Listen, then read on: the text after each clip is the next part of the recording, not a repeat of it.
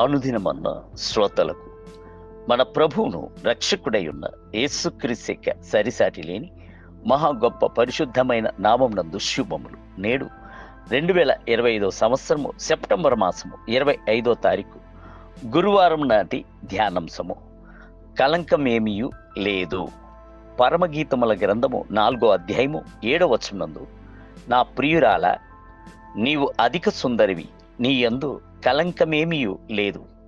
సొలొమోను పాడిన పరమగీతము పాటలలోనే తలమాణిక్యమై ఉన్నది.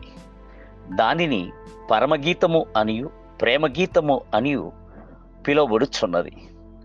ఎప్పుడైతే ఉన్నతుడైన యేసుతో పాటు ఉన్నతమునందు సంచరించి ఆయన ప్రేమ చేత నింపబడి ఉన్న ఔన్నత్యమైన గీతము అనియు పిలువవచ్చును.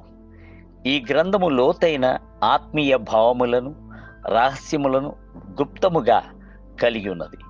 ఇది క్రీస్తును సంఘమును ప్రాముఖ్యముగా కలిగి ఉన్నది.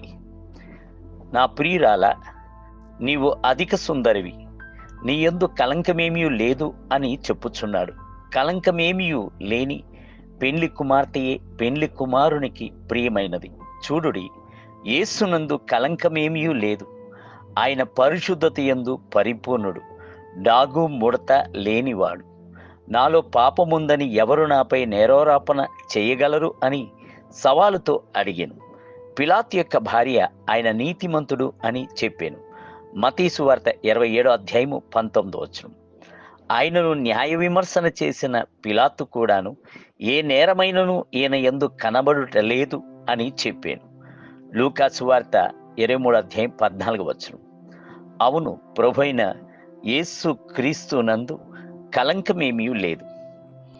అది మాత్రమే కాదు, ప్రభు తన యొక్క పెండ్లి కుమార్తె సంఘమును కలంకమేమీ లేకున్నట్లు సిద్ధపరుచున్నాడు. అందు నిమిత్తము తన యొక్క అమూల్యమైన రక్తమును చిందించి పాపమంతటిని కడిగివేసెను, పరిశుద్ధపరచుటకు ప్రారంభించి పెట్టాను. ఆయన యొక్క రక్తము చేతను, లేఖన వచనము చేతను, ప్రార్థన చేతను, అభిషేకము చేతను అంచలంచలుగా మనము పరిశుద్ధత నుండి అత్యధిక పరిశుద్ధతను పొందుకొనుటకు సహాయము చేయుచున్నాడు. కావున దేవుని యొక్క బిడలుగా ఉన్నవారు మరలా పాపపు బురదలో పందుల వలె పడి దొర్లుచూనే ఉండకూడదు. తాను కక్కిన దానిని మరలా తానే గతుకు కుక్క వలె జీవించను కూడదు.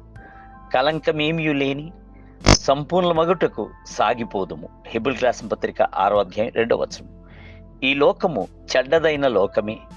ఈ లోక ప్రజల యొక్క ఉద్దేశములను తలంపులను అపవిత్రమైనది. అయితే మిమ్మల్ని గూర్చిన ఒక కాంక్ష ప్రభువునకు కలదు.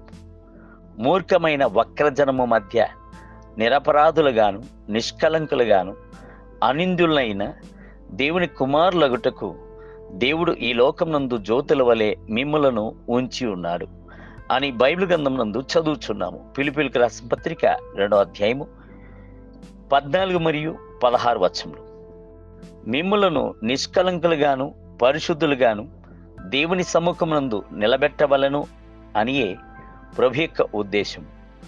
అందుచేతనే వధువు సంఘమును నిష్కలంకమైనను ముడతైనను అట్టిది మరి ఏదైనను లేక నిర్దోషమైనదిగాను మహిమగల సంఘముగాను ఆయన తన ఎదుట దాన్ని నిలబెట్టుకొనవలనని దాని కొరకు తను తాను అప్పగించుకొనెను. ఎఫెసీయులకు రాసిన పత్రిక 5వ అధ్యాయం 27వ వచనం. దేవుని బిడ్డలారా, ఎల్లప్పుడూ పరిశుద్ధతను కాపాడుకోండి, సంపూర్ణులగుటకు సాగిపోవుడి. ఈ లోకమునైనను లోకములో ఉన్న వాటినైనను ప్రేమింపకుడి. ఎవడైనను లోకమును ప్రేమించిన యెడల తండ్రి ప్రేమ వానిలో ఉండదు. యోహాను రాసిన మొదటి పత్రిక 2వ అధ్యాయం 15వ వచనం. నేటి ధ్యానమునకై దేవుని మూలముగా పుట్టిన ప్రతి వానిలో ఆయన బీజము నిలుచును గనుక వాడు పాపము చేయడు. వాడు దేవుని మూలముగా పుట్టినవాడు గనుక పాపము చెయ్యజాలడు. యోహాను రాసిన మొదటి పత్రిక 3వ అధ్యాయం 9వ వచనం. నేటి వేద పఠనము ఉదయము పరమగీతముల గ్రంథము 6, 7 మరియు 8 అధ్యాయములు. సాయంత్రము గలతీయులకు రాసిన పత్రిక 4వ అధ్యాయము. ప్రభు మిమ్ములను దీవించునుగాక. ఆమేన్.